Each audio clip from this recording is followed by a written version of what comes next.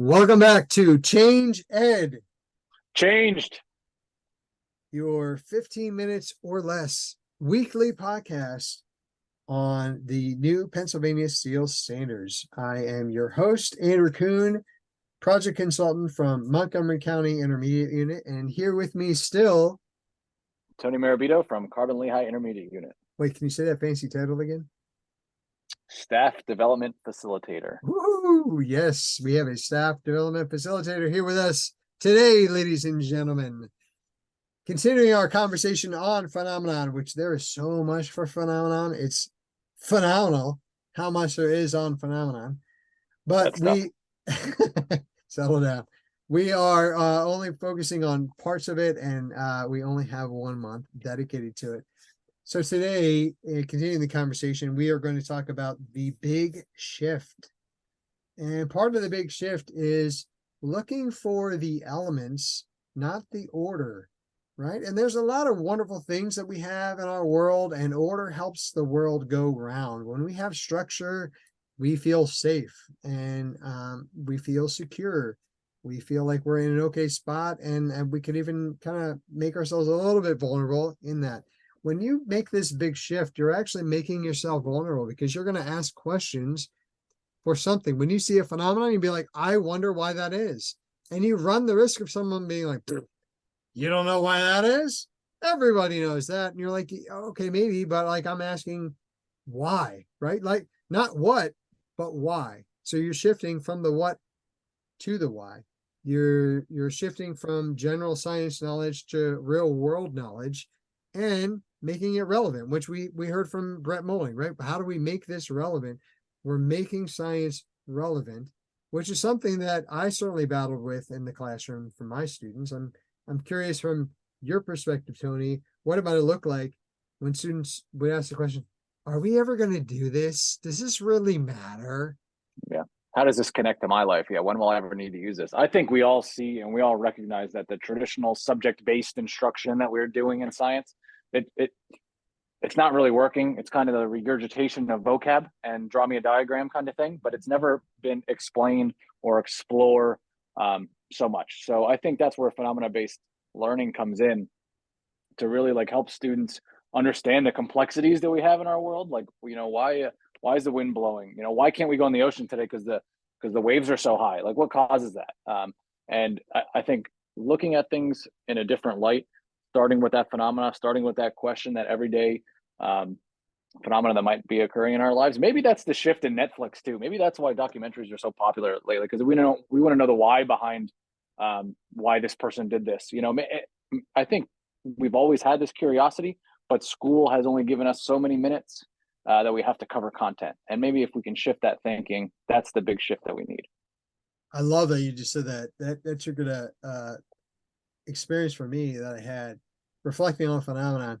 I actually watched a movie, and the point of the movie that I took away was like, oh my gosh, this is phenomenon-based learning, the way that they have this movie, right? So it was a terrible movie, but it was Lake Placid, and it's basically about this alligator that's in a lake, yada yada yada. It's gigantic, it eats everything, and plot twist. If anybody didn't want to hear that, I'm so sorry. I should have warned you ahead of time.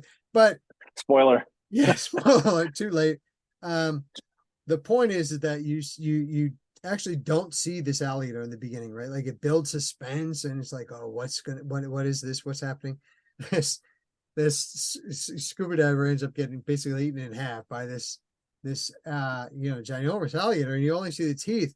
But then the next 45 minutes of this movie is spent like, what was it? Could an alligator be here? I don't think it could be here, right? Like this is saltwater, freshwater, but all of it, like, but it wasn't like a scientific conversation. When I say scientific, I mean old school science. It was literally a phenomenon-based scientific curiosity of like, is that even possible? How could it be so big? How could it survive? Like all these things, right? And you see people doing the work, and they're going out and they're doing, and it was literally a movie, right? Like this movie was it. Now, when I said it was a good movie, that was because just the idea of the movie, right? It was sort of like the Sharknado or whatever. Like that was a bad idea. But movies are developed the same way, where you start, you have this kind of this massive, this issue, right? You can kind of get your characters, there's something happens that changes everything, and then the rest of the movie is built around the characters changing who they are and developing to where you get the climax and like, eureka, that's what it was. And then you kind of go on your merry lives. This is the same thing with Phenomenon, that you're having this experience. So for those listeners that think of it that way and love movies, you're creating a movie in your classroom. Your movie could have multiple parts, right? It could be like Fast and Furious. You've created 35 movies, creating a unit, or it could just be a one-off movie that you're just going to talk about this little part, but you're trying to set the stage to get them curious.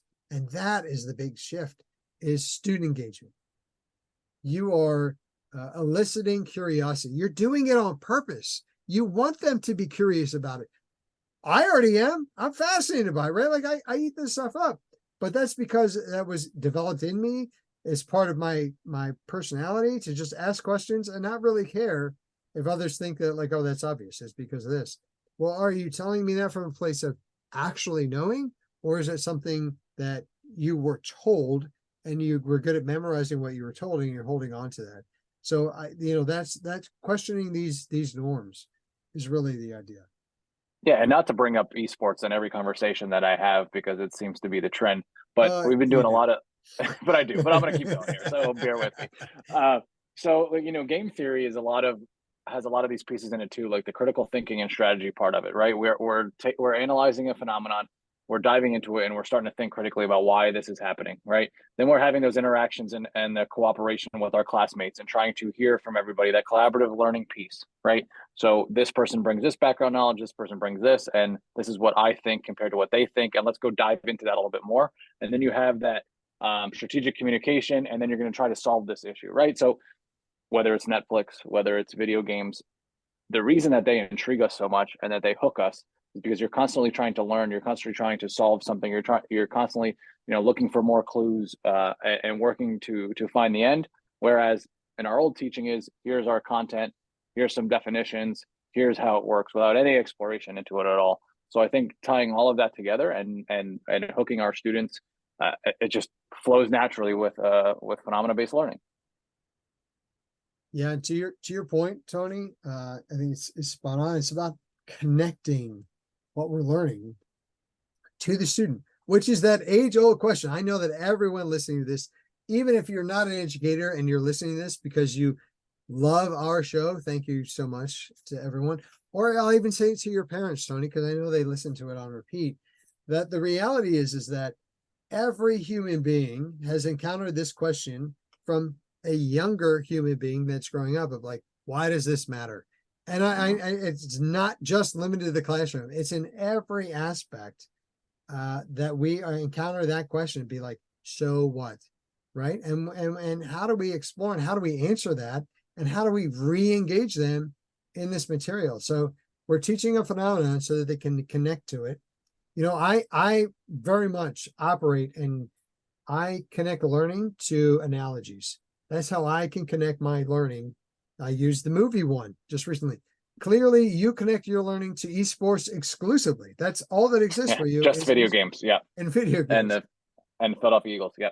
But in all seriousness, that's a spot that you can connect your learning and make this connection to how phenomenon works, right? Same thing for me. I learned how to make it work for me so that when I need to reference it, I can go back to this spot and be like, how did it work in this world? Because I understand this world.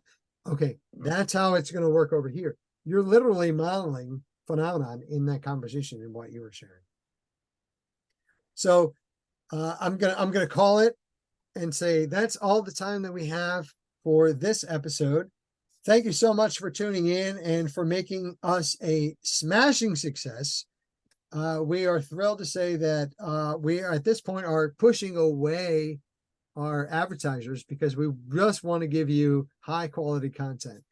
So thank you for tuning in. We look forward to connecting with you next week.